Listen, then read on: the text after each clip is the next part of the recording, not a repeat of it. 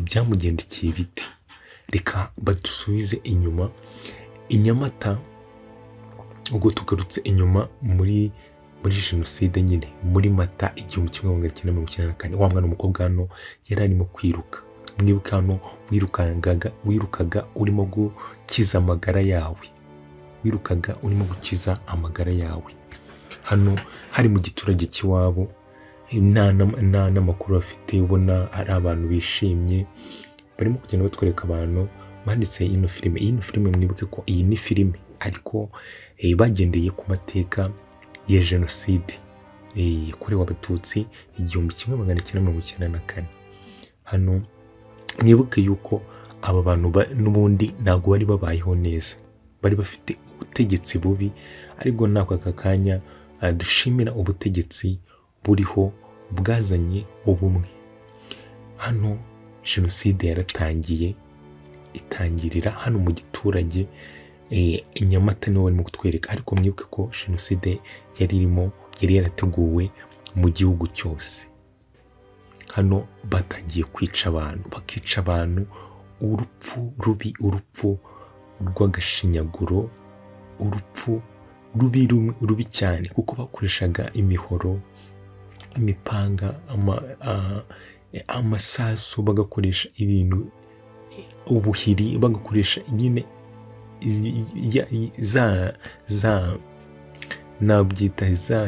bya bikoresho bya gakondo. Hamwe wica umuntu ukamwica nabi.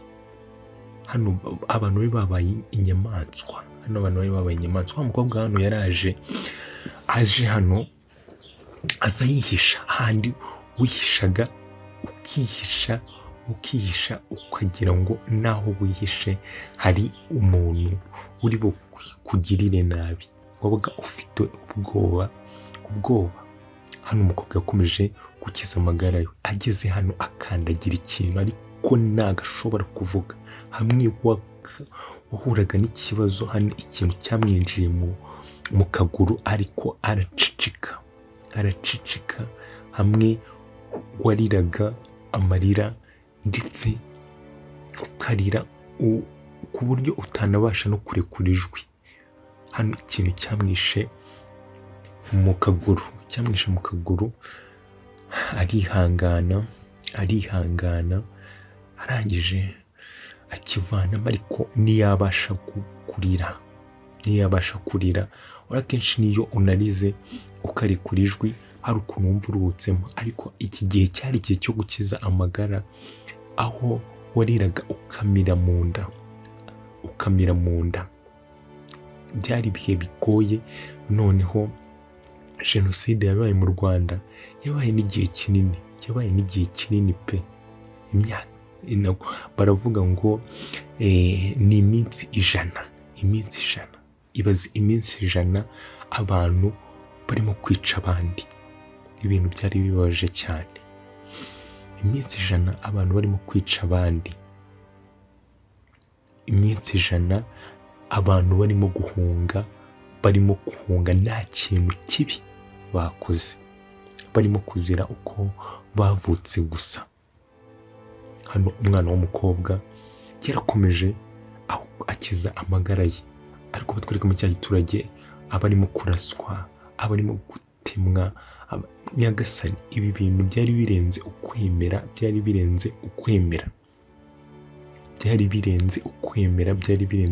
wagira ngo Satani yari yamanutse aza mu bantu. Byari biteye agahinda.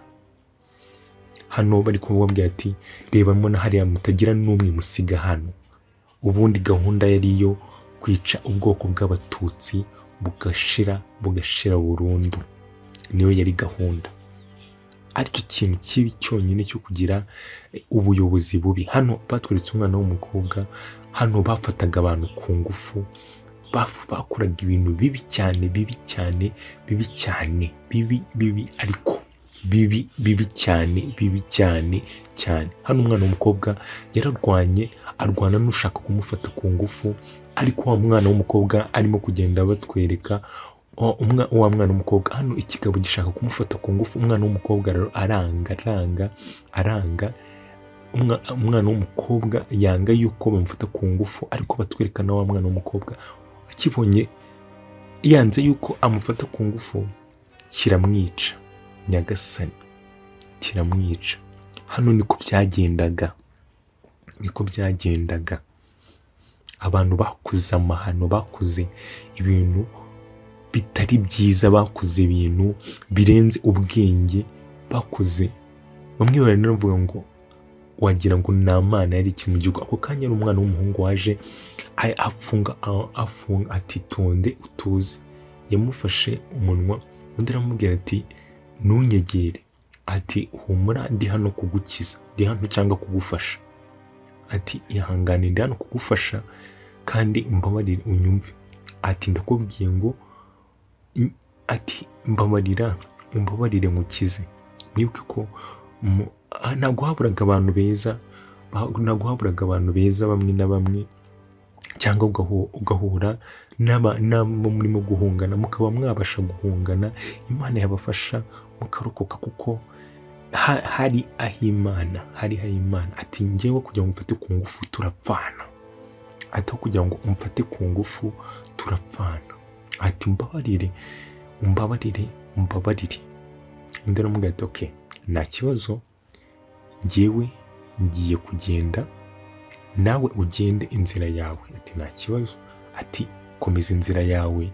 Hano umuhungu yashatse gufasha umwana w'umukobwa, ariko umwana w'umukobwa yahahamutse, aravuga ati nta kibazo, kangenda inzira yanjye, nawe ugende yawe. Umwana w'umukobwa, mwibuke ko ni inkuru turimo kumva y'uyu mwana w'umukobwa, gusa ariko tunarebera ishusho hamwe ry'ukuntu byari byifashe mu gihugu cyacu. Byari ibintu bibi cyane, byari ibintu utabasha kuza hano ngo uvuge uko wiboneye. Natwe tuba tuvuga nubwo tutaba twaravutse icyo gihe, wenda tutabibonye, ariko amateka yacu ubwayo arisobanura. Hano umwana w'umuhungu yaragarutse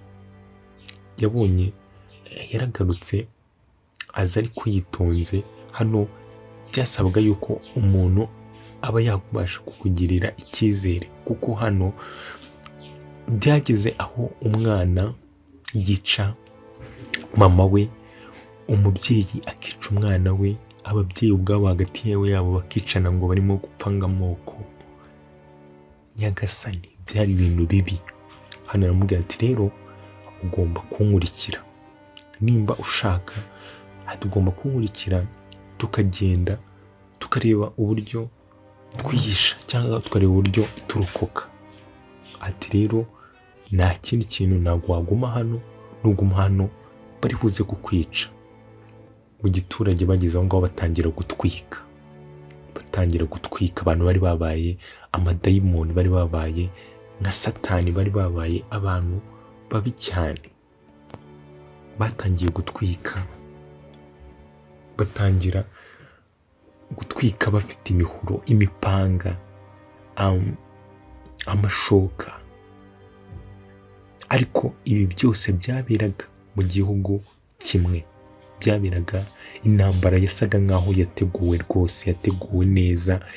Iyi ntambara yari yarateguwe, hahandi uvuga ngo ubuyobozi bwari buriho, ntabwo navuga ko bwari ubuyobozi bwiza, bwari ubuyobozi bubi pe, ubuyobozi bubi, ubuyobozi budashyira abantu ngo babaringanize, babagira abantu bamwe. Ubuyobozi bwari bubi, ari naho tugomba kuzajya dushimira ubuyobozi bwacu, na perezida wacu Paul Kagame, tukamushimira. Hano umwana yageze mu giturage cy'iwabo, asanga abantu b'iwabo bose bapfuye.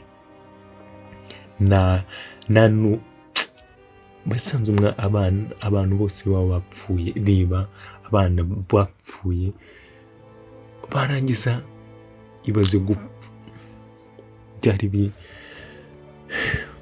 Byari birenze. Noneho ugasanga ibaze umwana nka gutya agafasha umubyeyi we akamwicara iruhande. Maze umwana uba warabonye bino bintu, mwibaze mwabana mwe.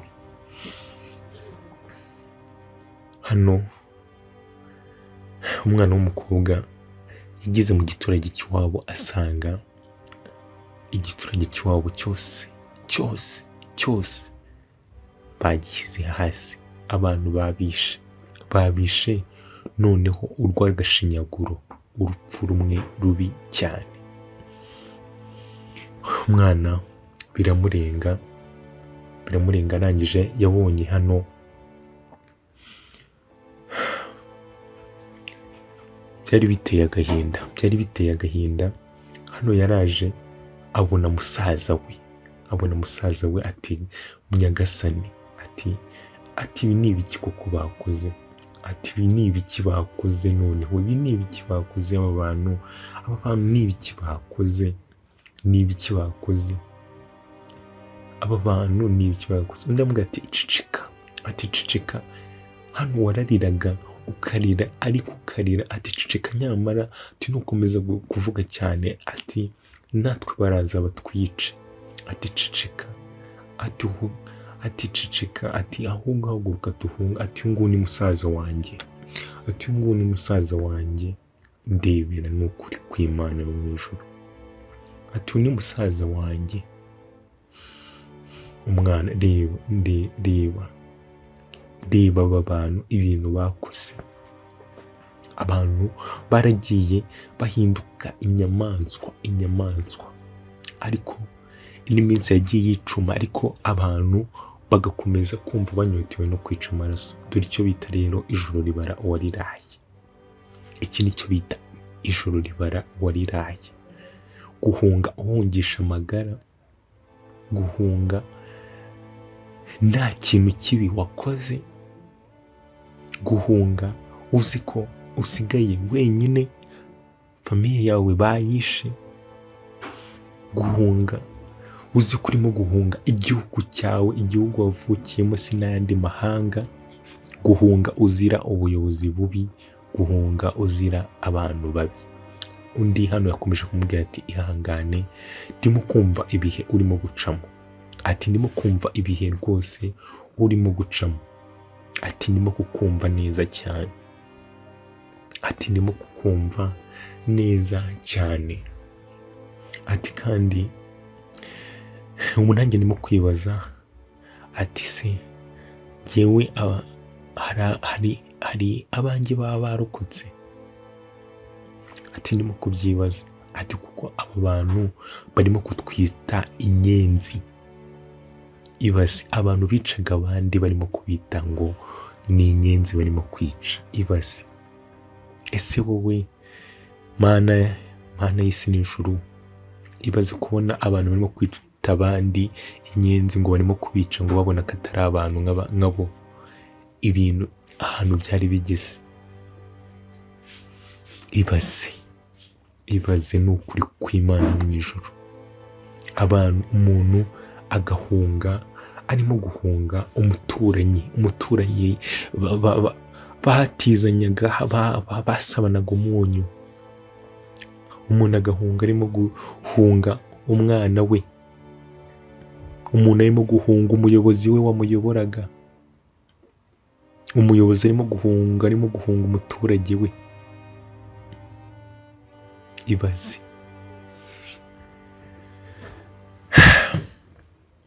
Hano abana bakomeje, umwana hano wakomeje kuvuga ati aturiya ni wo wari umuryango wanjye. Aturiya ni wo wari umuryango wanjye. Atari kurimo kwibaza, ese turimo kuzira iki? Ati ndimo kwibaza ikintu turimo kuzira. Ati kuko ndimo kwibaza ngo twakoze iki? Ese twakoze iki? Twacumuye iki? Koko? Umwana w'umuhungu aramubwira ati ngaho rero egera hano umuriro, tureke gukomeza gutyo, egera hano umuriro, kuko imbeho nayo ubwayo yaza kukwica. Icyo bita ijoro ribara uwariraye. nituzajya tumenya amateka, cyane cyane amateka y'igihugu cyacu, tujye tuyubaha, tujye twubaha amateka y'igihugu cyacu, tunabashe kuyigiraho.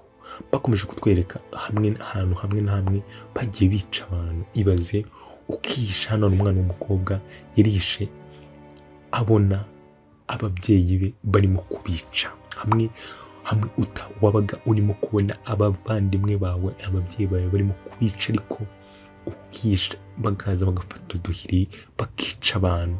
Hamwe agahinda kakwicaga kakakugumamo, amarira akaba ari yamanuka gusa, hamwe utabashaga no guhumeka, wabona agahinda kagendaga kakakwica, ubona abavandimwe bawe, ababyeyi bawe, cyangwa n'abandi bantu barimo kubica,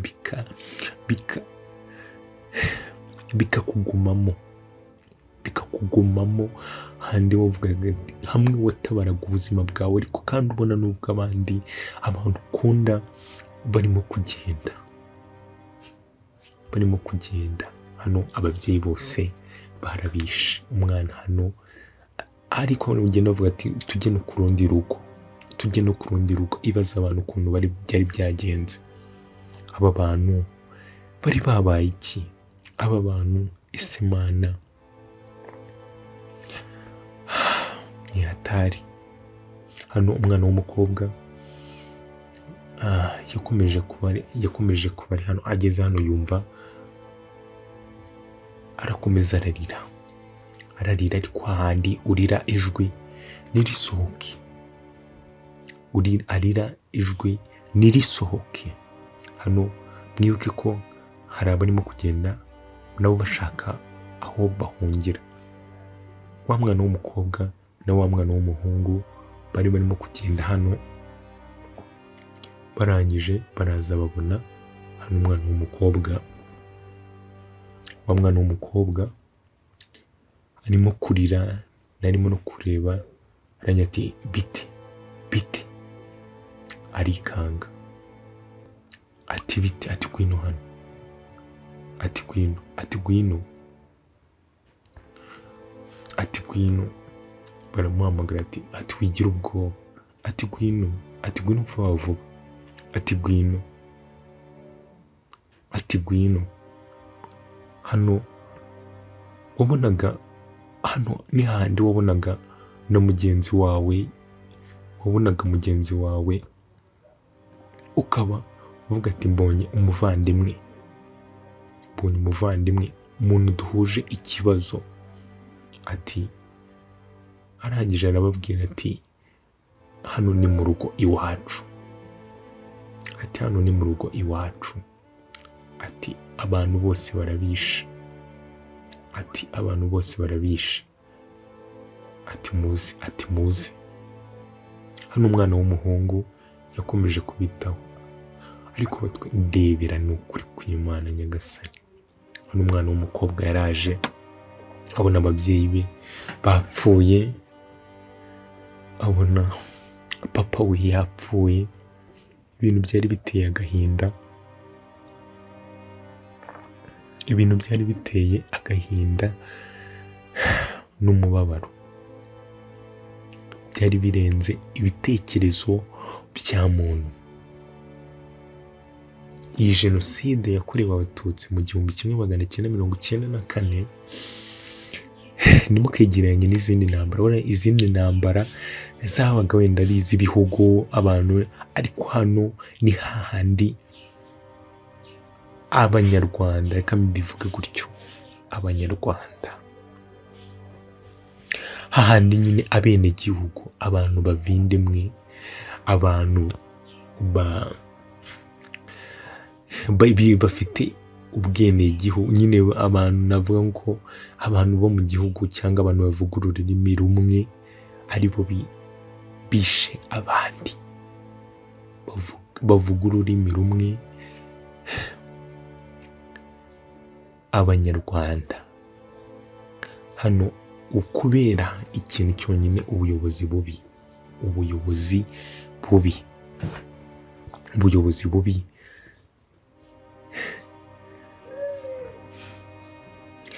nyamara tujye dushima leta yacu, leta yatugaruriye, kuko leta yakoze ibintu ibaze guca. Hano umwana w'umuhungu yaraje asanga no mu nzu abantu bose babishe. Hano umwana w'umukobwa yaragiye abona asanga na murumuna we bamwishe, ararira asanga na murumuna we bamwishe. Mwibuke yuko gahunda yari yo gutsemba abantu bose bakabamara, yari iyo kwica abantu bose bakabamara, kwica abatutsi bose bakabamara. Ese uyu mugambi mubisha koko kubera iki wabaye? Kubera iki ibi bintu byabaye? Gusa nyuma ya byose tujye twigira ku mateka, ibyabaye ntibisongere kuba, nk'uko duhora tubyigishwa, nk'uko twabyigishijwe.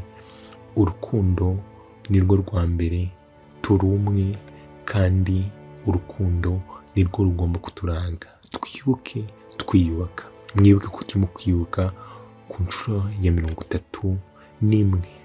Ako kanya baje kumva harurira hirya ati se hano hari umuntu waba uhari? Agiye kubona abona n'undi, ati umuvandimwe wanjye, n'undi muvandimwe we wabashije kwihisha, arimo kwihisha. Ariko nababwiye hano warariraga ukarira, ariko ntihagire niwumva ijwi ryawe ukarira ikiniga kikakwica. Ati muvandi uracyahari? Ati yego. Ati ndacyahari, ariko abantu bacu bose babishe, babamaze. Hano n'umuhungu ikintu yakoze yavuze ati reka nanjye nce iwacu ndebe uko byifashe. Hano nta n'inyoni yari irimo gutamba.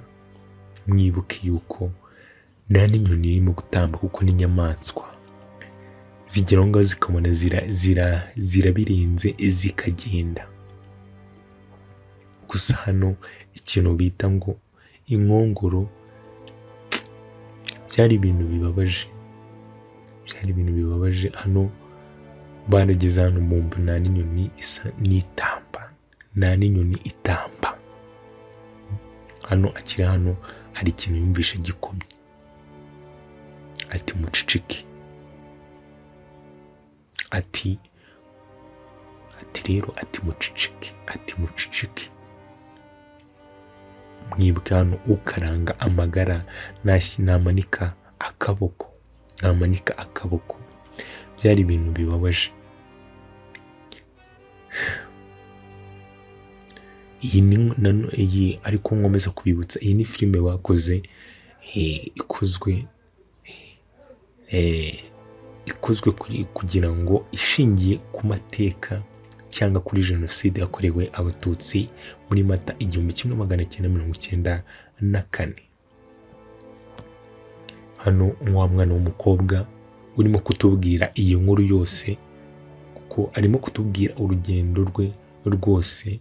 Mwibuke ko twatangiriye inyuma ya jenoside, hano no turi muri jenoside uko byari bimeze. Ariko unabifata ko hose noneho iyi ni filime bakoze bagendeye ku mateka. Mwibaze noneho ukuntu byari bimeze. Nyagasani reba, hano umwana w'umukobwa yarafunguye asanga hano bishe abantu. Umwana w'umukobwa ati cicika, ati mbabarira ucicike. Umwana w'umuhungu arangije ati hano warahahamukaga, hamwe wabonaga ibintu bikakurenga, ukavuga ati nyagasani bikakurenga. Umwana w'umuhungu yarinjiye, basi wenda niwe usa nkaho nyine ufite ku mutima ukomeye, ariko hano nta mutima n'undi ukomeye wabaga uhari. Hano umwana w'umuhungu yaraje abona papa we bamwishe. Umwana w'umuhungu yaraje abona papa we bamwishe. Hano umwana w'umukobwa we byaramurenze. mwibuke ko twatangiye anavuga ngo ati ibintu nabonye aka kanya ntabwo bimva mu maso n'igihe mbona nsa nkaho nyibirimo, cyangwa nkabona bisa nkaho bimaze kuba aka kanya. Abantu baragiye nyuma ya jenoside barahamuka bitewe n'ibintu babonye, bitewe no kubura ababo, bitewe abantu baragenda bamera nabi ku buryo ariyo mpamvu tugomba gushimira leta yazanye abantu yagiye bigisha, isa nkaho ibasubiza ku murongo, igihugu iragenda ikigira neza. Ubu ngubu turi mu gihugu cyiza cy'u Rwanda kimeze neza, igihugu navuga aka kanya noneho gitemba amata n'ubuki, naho mbere rwose barabeshyaga. Hano hari umwana w'umukobwa wari uri hano ati mbabarira ntunyice, undi aravuga ati ihangane ntabwo ngenje kukwica, nahumura. Ndagira ngo hano turi abantu batatu, hano bafite abakobwa batatu, ndagira ngo uze nawe utwiyungeho, ati hoya, ati se nabwirwa n'iki ko nawe utagiye kumuhotera, ati hoya, ati gwino nawe uve hano, ati ntabwo uri bugume hano ni umwana w'umukobwa, ati mbabarira uze hano. Kumbe hano ni urugo rundi bari baciyeho, cyangwa n'umwana w'umukobwa wari waje kurwihishamo. Ati gwino tugende, umwana w'umukobwa nawe aramufata aramujyana. Nakubwiye ngo abantu bagiye batabara abandi ku buryo usanga ari umuntu uvuga ngo uno muntu yaranabaye. Hano rero yaraje afata wa umwana w'umukobwa ageze ahangaha, abona nimba ari papa we, araza ararira.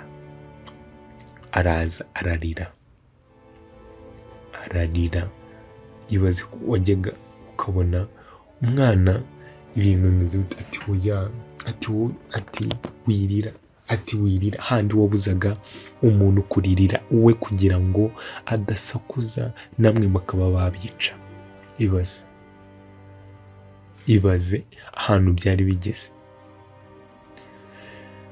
Ibi bintu byari birenze ukwemera, bagenda batubwira amateka bikaturenga. Abantu batatinyaga kwica abantu ngo babicire no mu rusengero. Ibaze, hari naho numvishe ngo hari n'abamansera, abantu tuzi abamansera tuba tuzi ko ari abantu b'Imana, ari abantu b'iki, ati hano bagakora nyine amahano, aribyo nashaka kubabwira, bagakora amahano bagatanga abantu cyangwa bakababwira ngo nibasohoke. Hano yabaramubwira ati Keza haguruka tugende, ntabwo twaguma hano. Keza we yari yahamutse, mwibuke ko yavuye mu giturage cy'iwabo na bose babishe. Hano abicanyi bazaga bavuga ngo u Rwanda ku bw'abahutu. Ibaze ngo u Rwanda ku bw'abahutu, niko abicanyi bazaga baririmba ngo noneho ngo bariya bose ngo ni inyenzi, ngo u Rwanda ku rw'abahutu ngo abandi bose ngo ni inyenzi, cyangwa kuvuga ngo abatutsi ni inyenzi. Hano babakobwa baraje barihisha, barangiza baraza abicanyi bafata umwana ati mumbabarire, atoya ugomba gupfa, atoya mumbabarire, ati ugomba gupfa, ceceka, ati u Rwanda ku rw'abahutu. Bagakomeza bakavuga icyo kintu ngo ya ugomba gupfa. Ibaza aho umuntu yazaga akabwira mugenzi we ngo ugomba gupfa. Si wowe wamuhaye ubuzima, si wowe wamuremye, si uri Imana, nta kintu uri cyo cyagombaga gutuma waka umuntu ubuzima, kuko si wowe wamuhaye. Hano umwana amubwira ati rero muguma ahangaha, urumva, ati rero muguma ahangaha, ati munyumve, ati mugiye kugenda kandi nta buryo gusigana, ati murimo kunyumva, ati nta bintu byo gusigana, ati rero munyumve neza, ati tugiye gutambuka gake gake kugira ngo turenge hano hantu. Bazanye ibipine birimo kwaka, barangiza barambika kuri wa mwana w'umukobwa bamutwika ari muzima. Barimo kuvuga ngo bagomba gupfa. Mbibutse yuko ati tugomba kubica izino nyenzi, ngo tugomba kwica inyenzi nyinshi. Babana barahekanye, uwari ufite igikomere. Hano umwana ageze ahangaha aragwa kuko ati undi aramufata. Mwibuke ko uyu nguyu ari n'umuvandimwe we, aramufata amwe ati jya mu mugongo muheke. Mwibuke ko abantu barahungaga bakava nk'ahangaha, bakava nk'i Kigali bakagera za Rusizi, bakambuka bakagera za hehe. Abantu baragenze. Dore nano icyo bita ijoro ribara uwariraye, ni iki ngiki baba bavuga. Babwiye ngo guhungisha amagara yawe, ugahungisha amagara yawe. N'ibi ngibi baba bavuga. Hano yamubwiye ati Keza, ati kuba tugeze ahangaha ni ukubera Imana. Ati kuba turimo guca muri bino bintu ni ukubera yo. Ati kandi tugomba kubicamo. Ati iyi Mana ntekereza yuko ibi bintu byose tuzabicamo, tukongera tukagira ubuzima bwiza, ndetse tukabaho neza.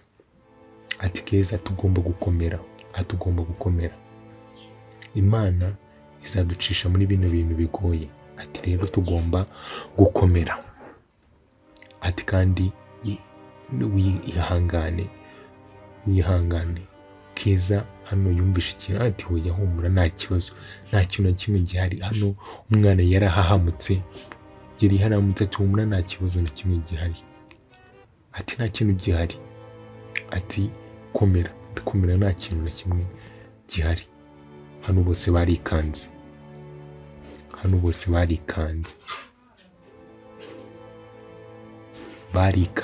Ese ni bande bumvishe? Hano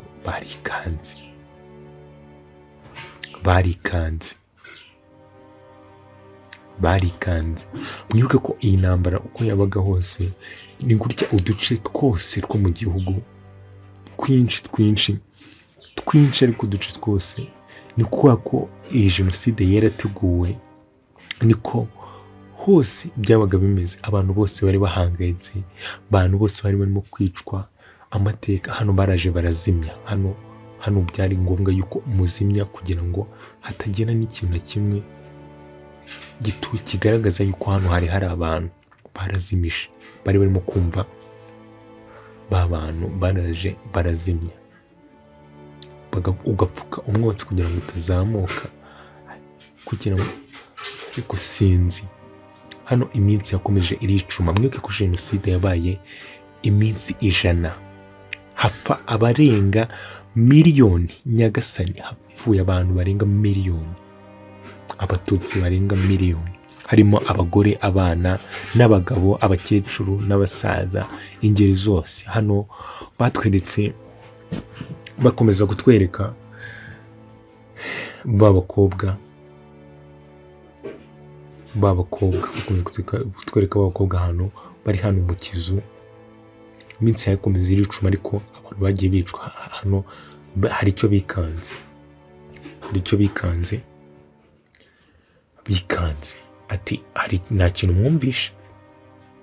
Ati nta kintu mwumvishe. Barakomeza, baraza afata ati utuzi. Ati Kiza hano tugomba kwirwanaho. Ati Kiza hano tugomba kwirwanaho. Arangije afata igiti. Harije ati ni njyewe kumwe ni wa mwana w'umuhungu. Ati ni njyewe muhumure. Ati ni njyewe. ati ni njyewe muhumure. Ati se waba ubonye ubufasha? Ati ubonye ubufasha bw'umwana w'umuhungu? Ati nta bufasha mbonye. Ati nta bufasha buhari nyagasani. Ati nta bufasha buhari. Ati nta bufasha buhari pe. Ati se noneho tugiye gukora iki? Ati tugiye gukora iki? Ati rero tugomba gushaka plan B. Ati ngiye kujya mu kindi giturage cyangwa mu kandi gasantere ndebe ko nabona ubufasha. Ati murimo kubyumva? Ati ngiye kujya mu kandi gasantere ndebe ko nabona ubufasha. Akobwa rero natoya ntabwo wakongera kudusiga hano. Ati munyumve nta kintu muri bube ndi buzi. Ati hoya ntabwo twakongera gusigara ngaha. Ati ariko munyumve. Ati kujyana niko twese dupfuye twapfira hamwe. Ati mwege muguma ahangaha, hano hantu ashobora kuba hatekanyemo gakeya. Ati muguma ahangaha. Ati muguma ahangaha njyewe ndahita ngaruka. Ati ngiye gushaka ubufasha ndahita ngaruka. Ati murimo kunyumva? Ati yego. Ati guma ahangaha rero. Ati muguma ahangaha.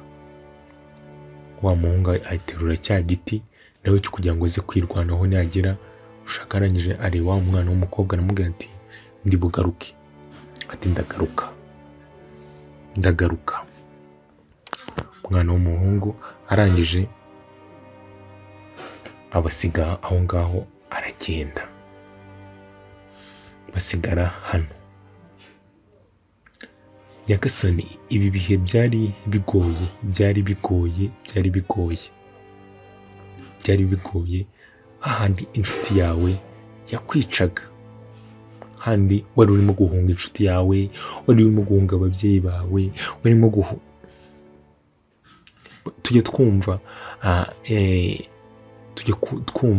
inkuru abantu bagenda batubwira cyangwa ubuhamya abantu bagenda batubwira tukumva biraturenze, ukibaza ngo ibi bintu byakozwe n'abantu, kumva nyine birakurenze.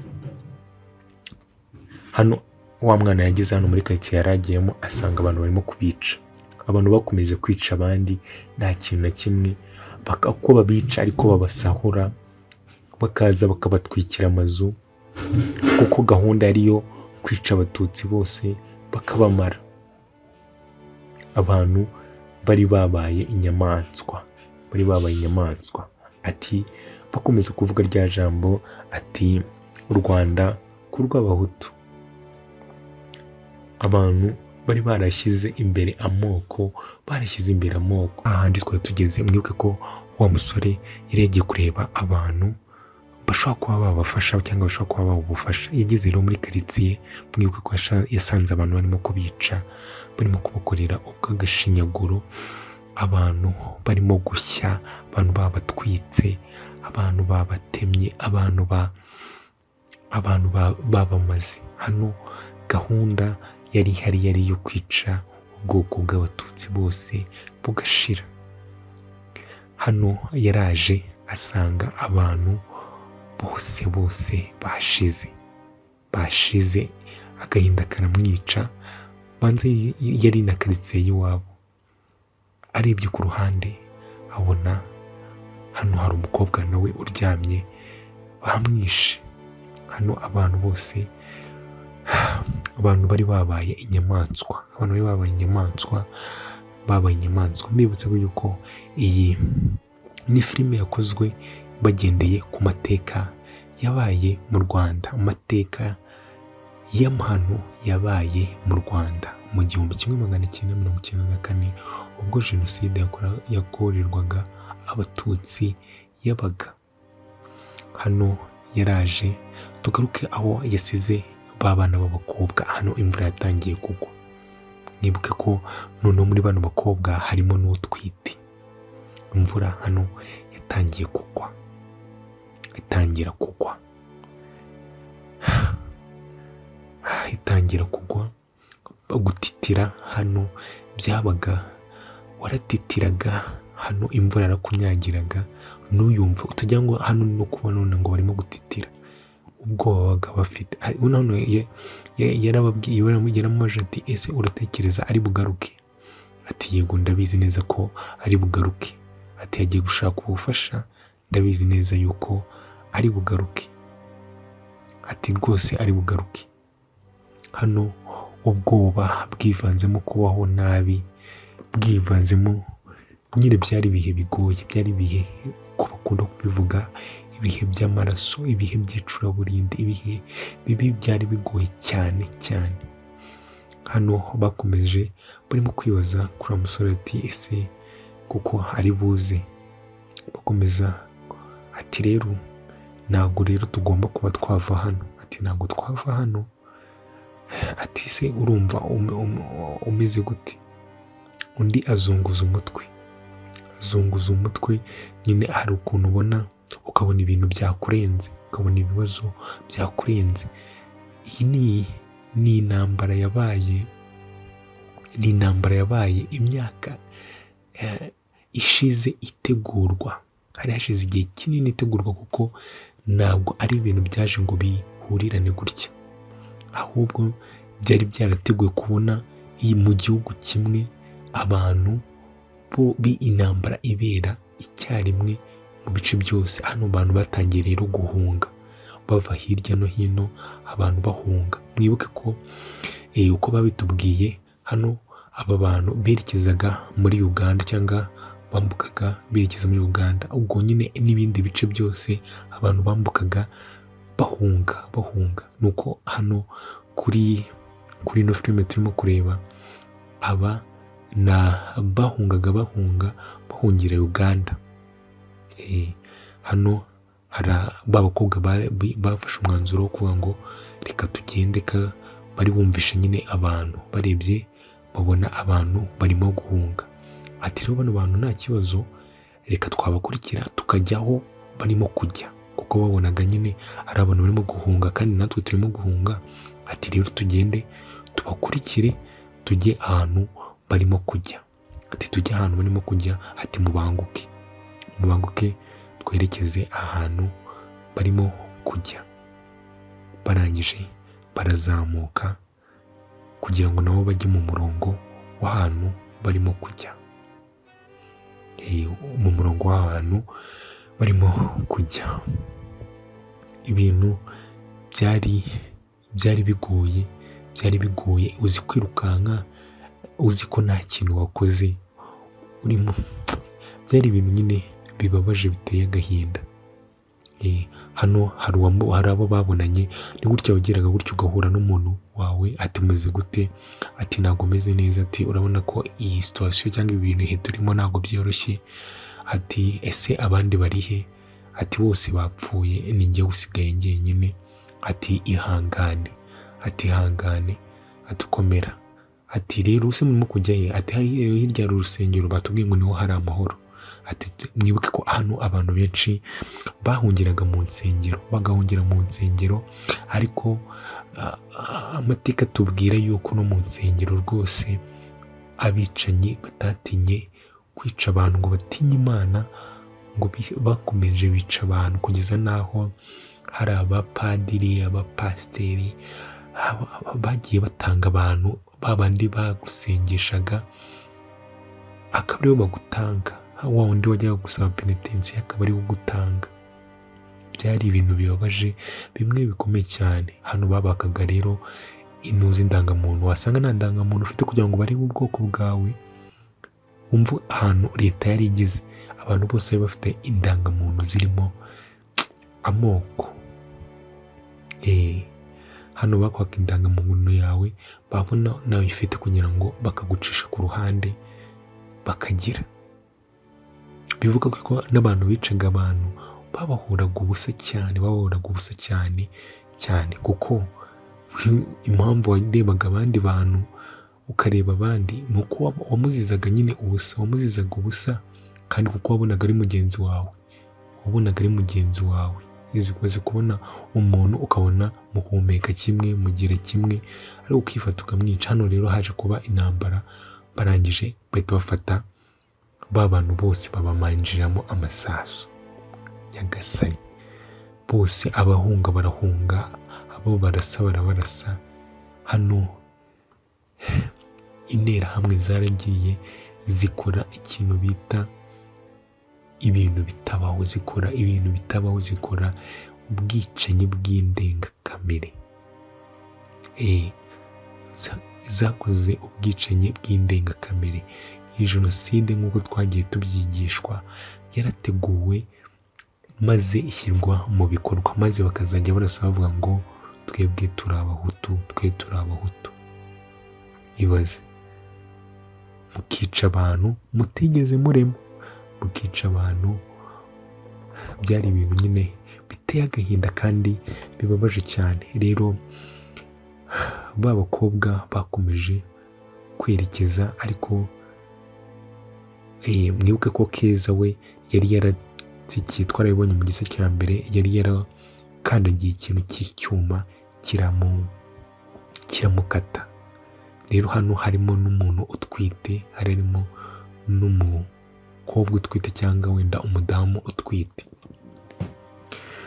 Hano barakomeje berekeza y'ibihuru cyangwa yerekeza y'amashyamba, imisozi. Abantu buriye imisozi, abantu barahungaga. Urabizi ko ukaranga amagara namanika akaboko, rwose. Baraje hano bananiwe.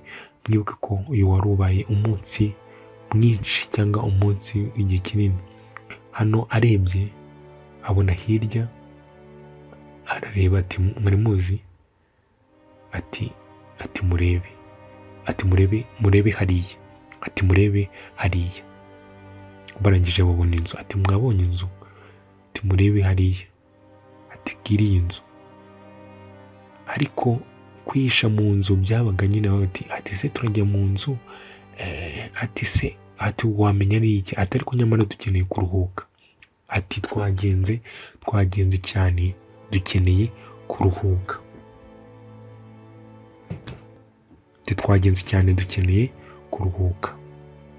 ati mu bitekerezo tugende basi nyine turuhuke.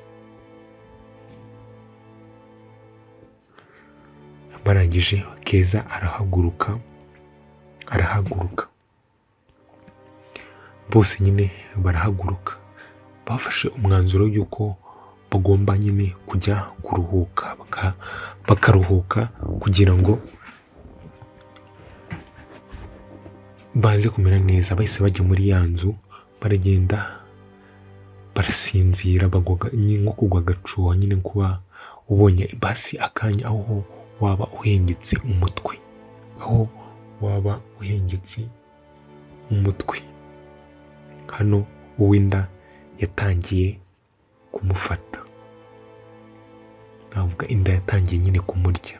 Inda yatangiye kumurya, arahaguruka. Mwibuke yuko iyo umuntu ugiye kubyara, iyo inda imufashe, hari igihe nyine bimusaba yuko nyine iyo ubabara n'undi no mu buzima busanzwe urasakuza cyangwa uravuga cyane. Hano yatangiye gutaka, aravuga ati, undi hano amubaje ati ni iki, ubaye iki? Ati ubaye iki? Ati ndimo kuribwa, ati ndimo kubabara, ati icara hasi, ati tuza, ati ngwino kandi wicare, ati kandi nyine utuze. Hano yatangiye gusa nkaho asakuza, ariko ari kwa kundi nyine handi wasukuzaga ibintu byose ugashyira hasi. Hano yatangiye gusakuza, kandi mwibuke yuko bari mu bwihisho, barimo kwihisha. Handi wasakuzaga ariko ugasakuriza mu mutima, handi ibyo bita guhamba muri roho, nyine ugaceceka. Ati batangiye ati ihangane. Hano bandi bose ati se abaye iki? Ati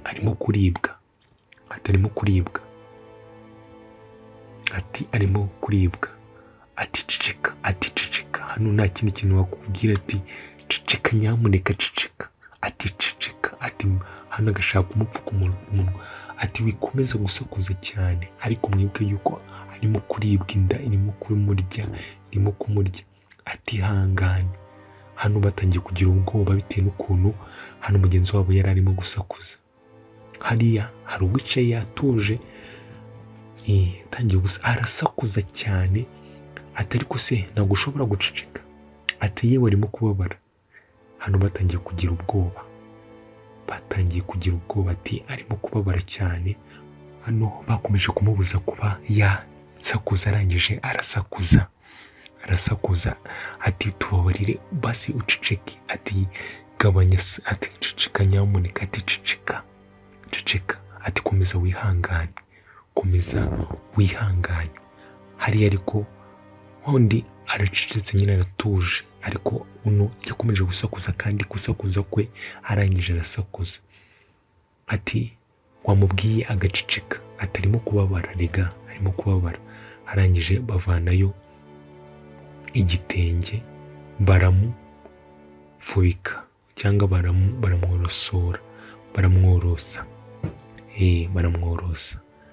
Arangije arakomeza, arangije aramubwira ati ariko wowe ntabwo ushobora guceceka, aturi ikigoryi, ati wacecetse. Arangije amupfuka umunwa, kwa kundi upfuka umunwa kugira ngo umuntu adasakuza, amupfuka umunwa, baramufata nyine kugira ngo arekere kugira.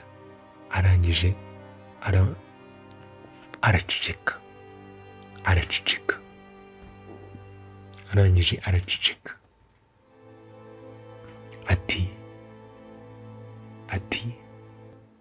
Ati wari uzi n'ikindi, ati uramwishe Nyagasani. Kwa kundi bamubuzaga hano, bamubuzaga nyine kuba yamubuza guceceka, yamubuza gusakuza, byarangiye umukobwa ahapfiriye. Ibi bintu bibaye atabishaka, ibintu byari biteye agahinda. Handi nyine ibibazo byazaga nyine atariwe bisa nk'aho ariwe biteye. Hano mwibuke ko ari inkuru ya Keza turimo kumva. Ati uwo munsi ati nta muntu n'umwe wigeze urokoka, byari ati iryo joro cyangwa uwo munsi, ati byari bibi, ati byabaye bibi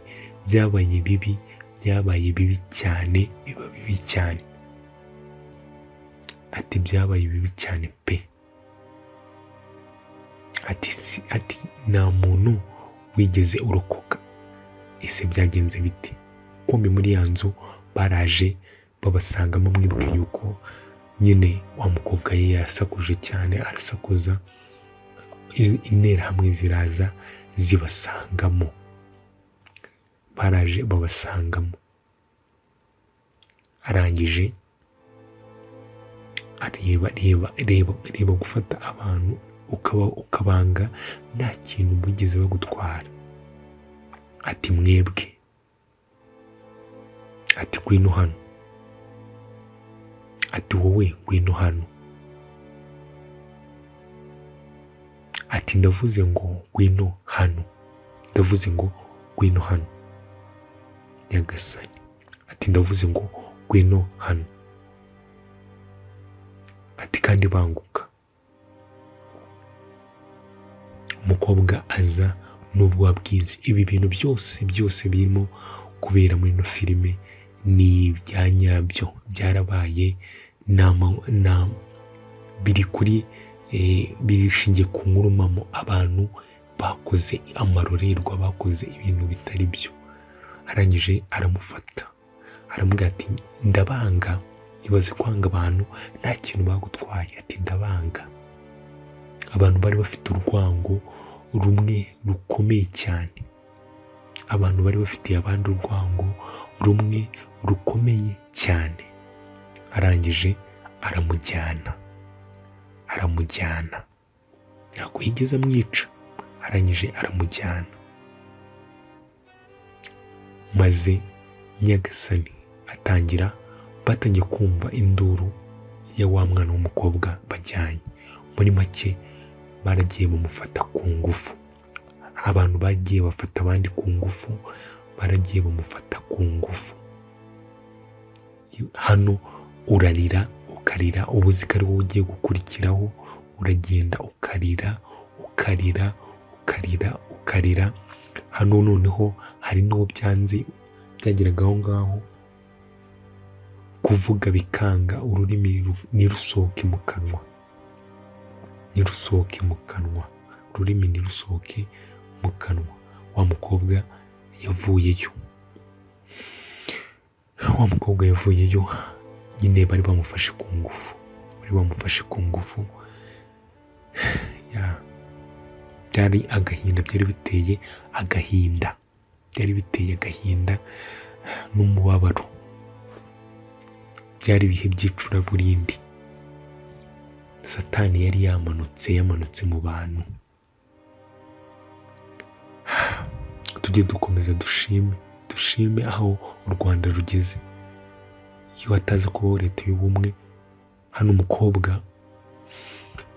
umukobwa yari yikubise hasi ahita anapfa. Hano umukobwa yikubise hasi, menya yarahise anapfa, menya yarapfuye. Hano abandi bihebye, abandi nyine bihebye, abandi bihebye.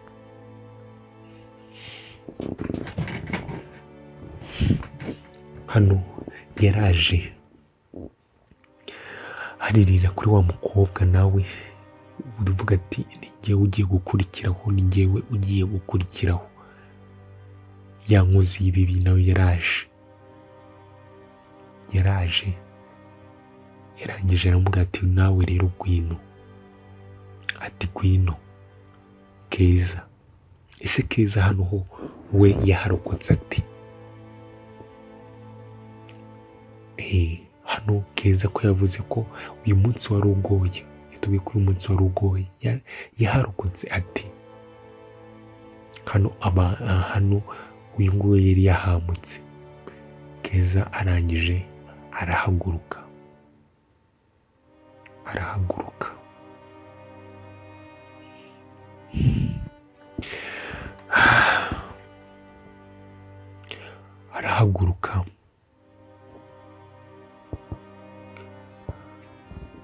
arangije. Kumbi hano nta nubwo wa mugabo ari we wenyine, yaraje amwinjiza amukubita umugeri ibaze.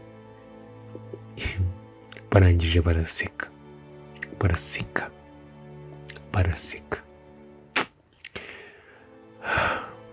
Arangije aramubwira ati Keza, mwibuke yuko ubushize ahura na wa musore mu gice cya mbere, nawe yashatse kwirwanaho gutya, ariko si hano ho ari buharokoke. Ati gerageza, ati wese ati nawe gerageza, ati katurebe noneho icyo ubasha gukora. Arangije kimurambika hasi, ati cicika. Kirangije gitangiye kumukuramo imyenda, n'ukuri kimukuramo imyenda nacyo kivanamo.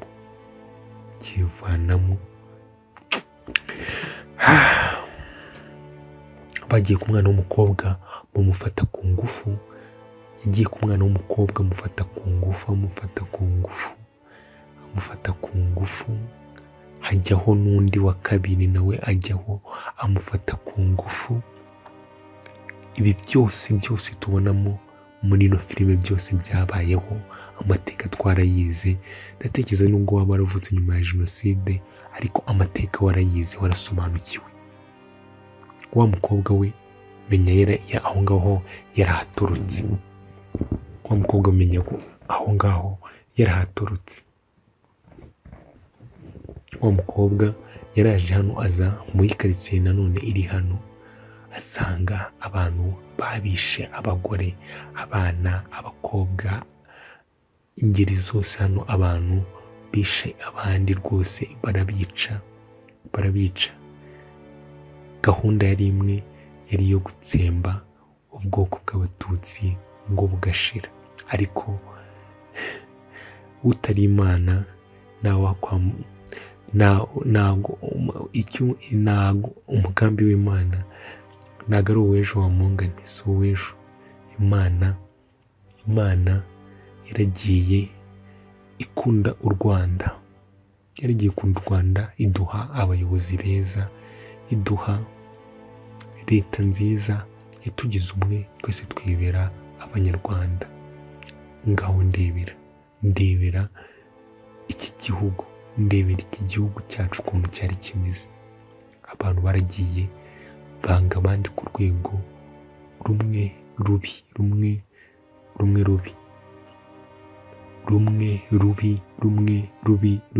rubi, ariko dukomeza kwibuka twiyubaka. Mwibuke ko turi mu cyumweru cyo kwibuka, tuzafata n'iminsi 100. Icyumweru buriya icyunamo kirakomeza kugeza ku minsi 100. Jenoside yabaye iminsi 100. Ibaze iminsi 100 abenegihugu barimo kwica abandi benegihugu. Ibintu bibabaje cyane. Hano kumbi wa mwana w'umukobwa yahuye na wa musore. Mwibuke ko wa musore yari yagiye aje gushaka ubufasha, arangije amubonye araza aramuhobera,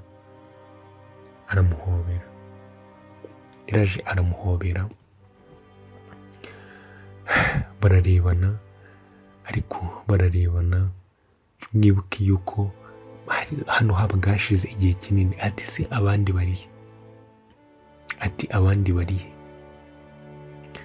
Umukobwa hano yabuze ikintu avuga. Hano iyo umuntu abuze ikintu avuga wibwira icyo ashatse kuvuga. Ati abandi bose bapfuye. Ese na Keza ko duheruka barimo kumufata ku ngufu byagenze bite? Ati abandi bose bapfuye. Ati ni njye njyenyine usigaye. Nta wundi usigaye. Abandi bose bapfuye. Abantu bagiye babura ababo. Tujye twumva ubuhamya. Ibintu byari bibabaje cyane. Ibintu birenze ubwenge bwa muntu. Aho wumva umuntu w'umugabo akubwira ati ibintu njye nabonye.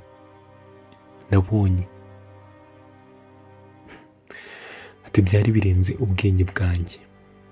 Ibintu byari birenze ukwemera. Hano tugaruke. Hano abantu bari bapfuye. Dore na Keza. Mwibuke yuko mu gice cya mbere twabonye batubwira ngo Keza yavuye nyine mu mibiri cyangwa mu bantu bari bapfuye. Hano nibyo batwereka kutwereka uburyo Keza yaba yararokotse. Keza duheruka barimo kumufata ku ngufu. Hano kumbi yari agifite akuka kazima. Nkomeza ariko mbabwira nyine ngo dukomeze kwibuka tuniyubaka, dufasha ubuyobozi bwacu gukomeza kugira igihugu cyiza kurusha uko cyahoze mbere. Dufite abayobozi beza. Ubu noneho navuga ko nyine aka kanya ubu ngubu igihugu cyacu ariko kirimo gutemba amata n'ubuki. Hano Keza yavuye mu abandi bose bari babishe.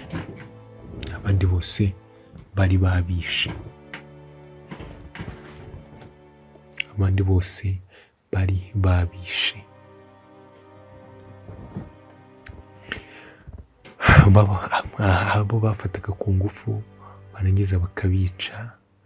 Abo twumvishe banagaga mu mazi. Abo ni ibintu byinshi twumvishe. Impfu nyinshi zari zigiye. Urupfu rwose ni urupfu, ariko hari impfu. Ibaze gufata umwana w'uruhinja ukamukubita ku gikuta. Bagiye gufata umubyeyi wabyaye ukamubaga ukamukuramo umwana, warangiza nawe ngo ukamwica. Nyine byari ibikorwa bya kinyamaswa, ntabwo byari ibikorwa bizima. Byari ibikorwa bya kinyamaswa. Rero umuntu wese uri hirya no hino utari mwiza ku gihugu cy'u Rwanda akaza apfobya Jenoside, akayipfobya, uwo muntu n'Imana ntabwo igomba kumubabarira, kuko ibyabaye ni ibintu bigaragarira amaso. Ahubwo icyo tugomba gukora ni ukwigira ku mateka, tukigira ku mateka. Hano Keza yaje arimo kuvuga ati gukira kwanjye cyangwa kuva aho ngaho, kurokoka kwanjye kw'aho ngaho byari ibintu nyine byari bikomeye, byari ibintu bikomeye, byari ibintu bikomeye. Yaje yanegekaye ari atazi aho ajya, atazi nyine. Hano byabaga byakurenze, hano ubundi wabaga wapfuye. Harabatubwiraga yuko aho babaga bameze nyine nk'abapfuye n'ubundi. Hari ibintu ubona ukabona birenze ukwemera kwawe, birenze ibitekerezo byawe, birenze ibitekerezo bya kimuntu. Rero umuntu udatinya amaraso ya kimuntu, cyangwa udatinya gukaraba amaraso y'umuntu, uwo muntu aba atakiri umuntu. Ahubwo umuntu udatinya gukora amahano nk'aya ngaya nyine, uwo muntu aba atakiri umuntu. Iyo ubasha kuba wakora ikintu kibi ntabwo uba ukiri umuntu. Kandi ikindi buriya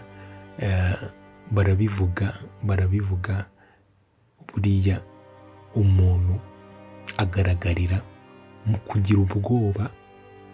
Buriya umuntu utagira ubwoba sinzi ikibazo bafite. Umuntu agaragara mu kugira ubwoba, mu kugira uwo muntu ibyo byose. Abantu bose hano twagarutse hano kuri bariyeri, hano hakuno, hano habaga bariyeri, bakaza bakareba ngo bakakwitegereza, bakakwemerera cyangwa bakakwangira. Mwibuke n'indangamuntu zabagaho. Ariko indangamuntu zacu z'uyu munsi ni indangamuntu y'umunyarwanda.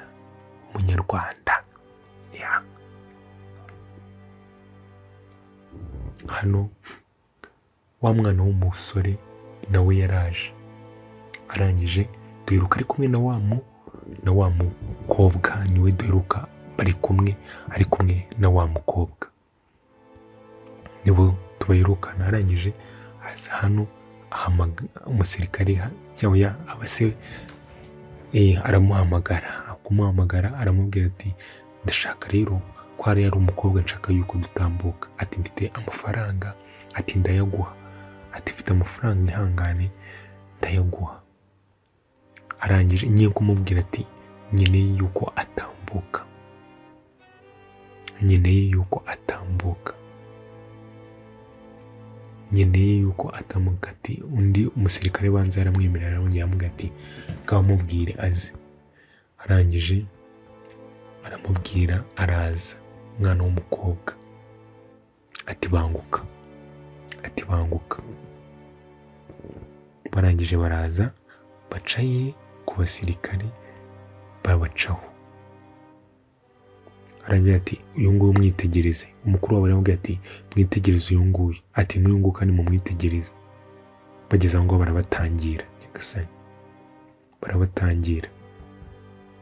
Ati uyu nguyu ni umututsi nyagasani. Ati ceceka aho ngaho. Ati n'uyu ni umututsi. Ibaze barangije barabafata. Sinzi nimba hano bari buharenge.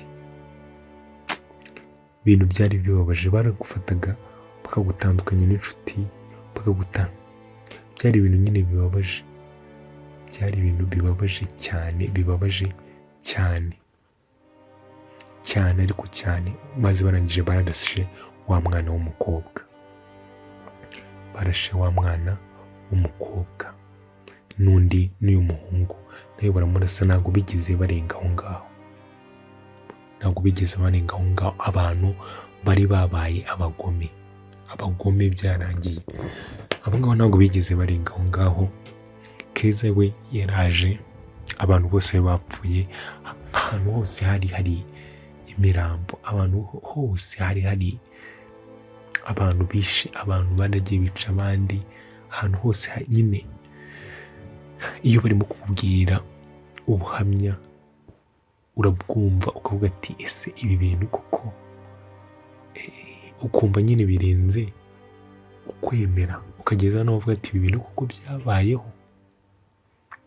Ariko murabizi ko dufite inzibutso, birahari, ibintu byabayeho, amateka ni ayacu, ariko tugomba gukomera kandi tukanayigiraho, ubundi tukubaka igihugu cyacu dufite abayobozi beza, dufite perezida wacu Paul Kagame, dufite nyine ubuyobozi bwiza. Perezida wacu yadushyiriyeho ndi umunyarwanda, adushyiriraho ibintu byinshi. Ubundi wa mugani iki gihugu byari kugenda bite iyo twongera kuyoborwa n'abantu babi? Ubu ngubu Imana si twagakwiye kuko tukomeza tukayishimira, kuko ibintu byari byabaye ni ibintu bitabaho. Hano umwana w'umukobwa yarebye ubwato imbere ye, ariko kubugeraho biranga.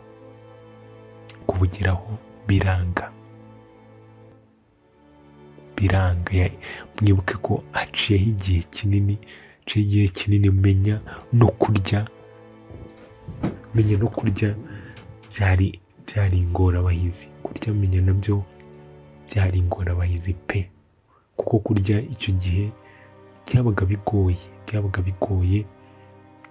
bigoye cyane. Umwana w'umukobwa kugera ku bwato, sinzi nimba ari bujye no ku bwato, nimba ari bubwicaremo, nimba ari buri bugende gute, yabashije kwishyiramo akabaraga. Arangije hano nimwe kirimo kutubwira ati icyo gihe no kugera ku bwato byarakomeje biragorana, ati no kuba nagera ku bwato byarakomeje biragorana. Yarakomeje arikuruza inda, araza akora ku bwato, ariko birakomeza biranga, ariko aragerageza, ararwana. Mwibuke yuko yari arimo gukiza nyine amagara ye.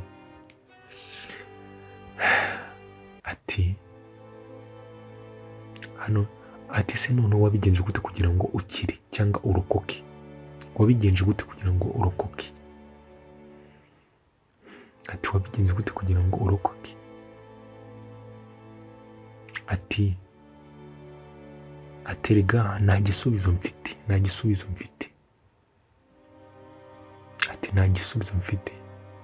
Ati kuko nanjye sinzi uburyo narokotsemo pe.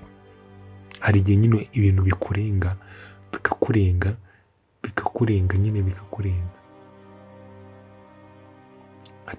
Ati byari bikomeye.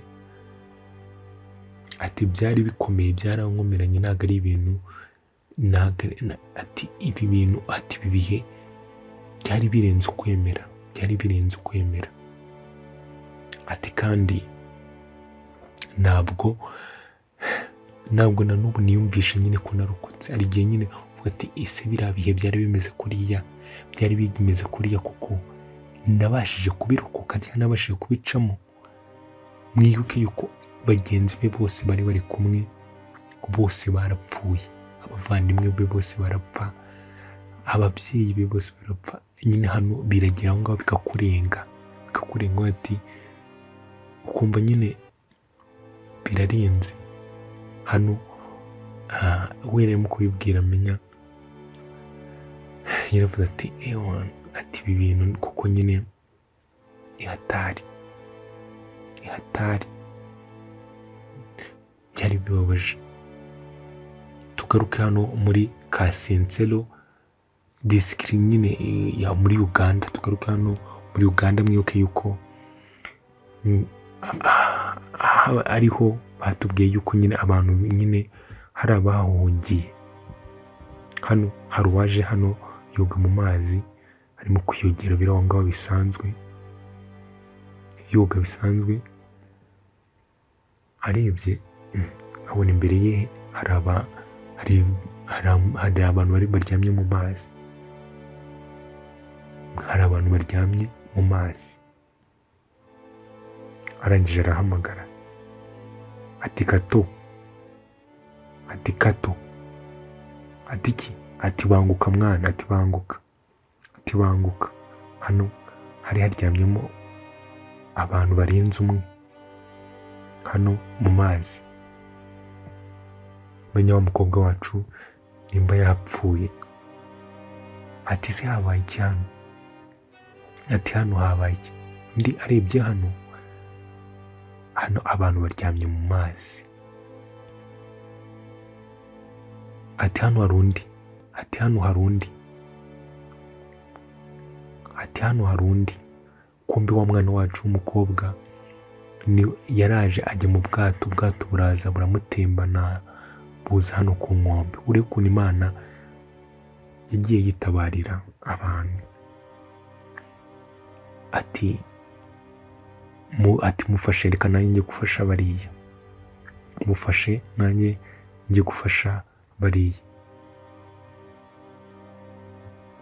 Arangije araza nyine amukura mu bwato, yamukuye mu bwato. Abandi bari bapfuye, abandi bo bari bapfuye.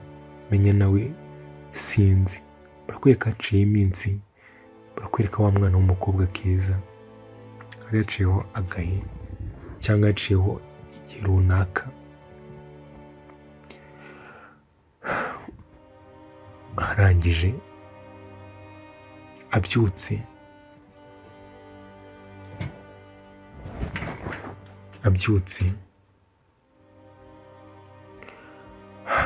arabyuka areba ahantu abona ntabwo ahazi, ati we, ati uzi ko abyutse areba abantu abona ntabwo abazi. Mwibuka hano turi ni muri Uganda. Ati tuza, ati humura, ati tuza biraza kugenda neza, ati ntabwo uramera neza, tuza, ati tuza, ati buri kintu cyose kiraza kugenda neza, ati humura, ibintu byose biraza kugenda neza. Ati ahangaha ndi ni hehe? Ati ubutonde turashaka kubanza kugushakira ibyo kurya. Ati mama wacu arimo kubitunganya, arimo gushaka nyine. Ariko mwibuke yuko ati reka mpamagare mama abashe kuba yaza akwiteho. Ariko ubona uwitwa Keza nyine ihamuka, abantu baragiye barahamuka bitewe n'ibintu bari babonye. Mwibuke yuko hari haciye n'igihe bamufashe ku ngufu. Hano ikintu bita wagiye waragendaga nyine ukamera nabi. Barakwereka haciye iminsi Keza yaragiye asa nkaho atangira koroherwamo. Wa musore yakomeje kumwitaho, arangije asa nkaho nyine atangiye kumera neza, atangiye koroherwa. Mwibuke ko iyi ni inkuru Keza arimo kutubwira uburyo yabashije kurokoka. Hano yatangiye kumubwira, ariko akamubwira ati amwereka ibintu byinshi. Ariko hano Keza yatangiye kwishimira uno musore, ati uno musore yaramubwiraga ibintu byose nubwo nabyumvaga. Mwibuke yuko uno musore yavugaga ikigande, ati nubwo nabyumvaga ariko nabonaga ari umwana mwiza, nabonaga nyine anyitayeho. Mwibuke yuko yari amaze igihe kinini abona abantu babi. Ati nabonye ari umusore mwiza. Icyo gihe Keza mwibuke ko bari baramufashe ku ngufu. Yageze aho ngaho aranatwita, aciye igihe kinini aratwita, akomeza kwibera muri rwa rugo, akomeza kwibera muri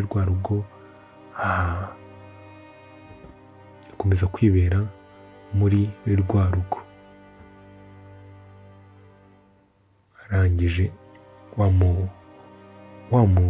yatangiye nyine, batangiye bisa nkaho byatangiye nyine, basa nkaho nyine bitanyeho, ubona nyine haraje nyine n'urukundo, ubona nyine ibihe byaragiye, atangira nko kumwibagiza nyine, yabashije kuba yamwibagiza ibintu bibi cyangwa nyine gusa nkaho amucisha ati, hano yakomeje kubwira wa mukobwa inkuru, aramubwira ati yari mwiza, yari umwana mwiza, ati yari nk'umuryango wanjye, ati yanyitayeho pe, ati yanyitayeho, yambereye umwana mwiza. Ubwo arimo kuvuga uriya mugabo cyangwa uriya musore wamwitayeho, ati yanyitayeho, ati yambereye byose, ati ni famiye yanjye, ni papa, ni mama.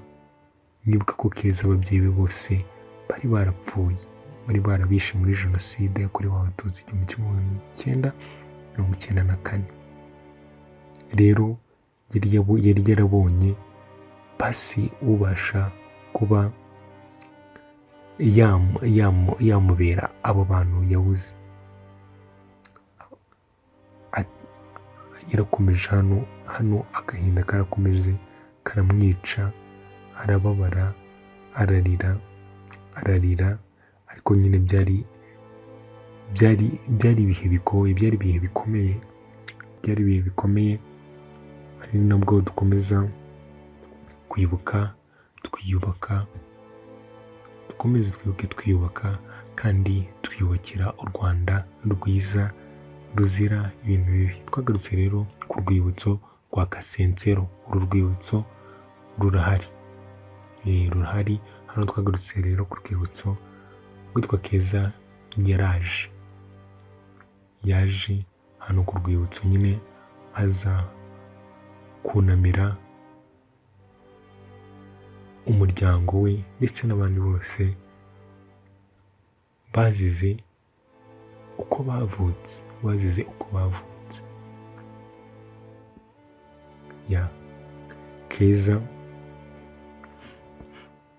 Keza hano yaratangiye ararira, ati iyo ngeze hano mba numva hameze nko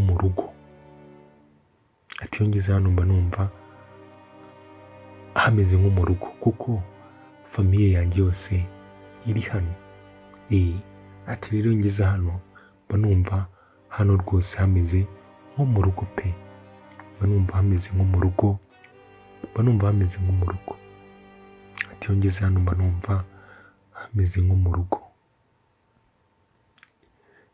Ni handi nyine wabonaga nyine abantu bose bawe barabishe, n'ubundi kuza ku rwibutso nyine niho bari. Ati famiye yanjye nimba yose iri hano, nanjye hano ni nko mu rugo. Ati hano mbafata nko mu rugo. Arangije ararira, agahinda karagiye kajya mu bantu bateye abandi agahinda, abantu bambuye abandi abantu babo. Ibintu byari ibintu bibi. Nibajya batubwira ko byari bibi, tujye tubyumva gutyo, tubyemere, kuko igihamya kirahari. Ibintu byari birenze ukwemera, byari bibi. Hano Keza yarakomeje ararira. Hano haza umusore aramuhoza, aramubwira ati ihangane, ibintu byose bizagenda neza, cyangwa uraza kumera neza. Kandi ibi leta y'ubumwe yarakomeje irakora cyane, iratwigisha, irigisha. U Rwanda ruragenda rukomeza, noneho ruba igihugu cyiza. Ari byo dukomeza gushimira leta y'ubumwe, perezida wacu Paul Kagame, dukomeza kubashimira kuko bakoze akazi katoroshye. Rero dukomeze twibuke, twiyubaka, niyo ntero, kugira ngo twiyubakire igihugu cyacu. Rero bakomeza batubwira ngo mu 1994 nibwo hahise habaho urwango rukomeye hagati Hutu n'Abatutsi, bityo birema itsembabwoko rikomeye cyane. Maze nyuma y'uko indege ya perezida ihanuka nibwo jenoside yahise itangira ishyirwa mu bikorwa, maze mu minsi 100 abarenga miliyoni barapfa, harimo abagore, abana ndetse n'abagabo. Bakomeza no kutubwira ngo mu gihe bageragezaga kwambuka Uganda, Mutesi na Shema biciwe ku kiraro. Imirambo yose y'abiciwe ku kiraro ntabwo yigeze iboneka, ndetse n'abicanyi babo cyangwa babishe ntibigeze baboneka. Bakomeza kutubwira ngo nyuma yo gufatwa ku ngufu no kwicwa, imirambo ya Mutoni, Linda n'abandi yajugunywe muri Gitarama, maze bamaze kugenda uwitwa Keza avamo muri iyo mibiri ari muzima. Keza yavuye mu mibiri ari muzima. Barakomeza baratubwira ngo inzirakarengane zirenga 2875 bapfuye muri jenoside yakorewe Abatutsi bashyinguwe muri Uganda ku rwibutso rwa Kasensero, nyuma y'uko basanze imirambo yabo ireremba hejuru y'uruzi rw'Akagera. Sinari mbizi ibyo ngibi, ni amakuru nari mbifiteho yuko hari n'imibiri y'abazize jenoside baba bashyinguye muri Uganda. Ibyo ni amakuru nari mbifiteho. Gusa dukomeze twibuke twiyubaka, kuko ibyabaye ntabwo twakifuza ko byongera kuba. Dukomeze twibuke twiyubaka, duharanira kuba umuntu umwe, dushyira ibyo leta idushishikariza ariyo urukundo, ndi umunyarwanda imbere, ndi umunyarwanda. Iby'amoko nta hantu byigeze bitugeza. Nk'uko turi mu cyumweru cyo kwibuka, iminsi 100 yo kwibuka, dukomeze dushyigikirane, urubyiruko dukomeze duteze imbere igihugu cyacu, dushyire urukundo imbere, turwanya amacakubiri ndetse n'ingengabitekerezo za jenoside. Reka dutegereze ikindi gice cya kabiri cy'iyi filime, turebe uko bizaba bimeze. Ciao ciao, dukomeze twibuke twiyubaka.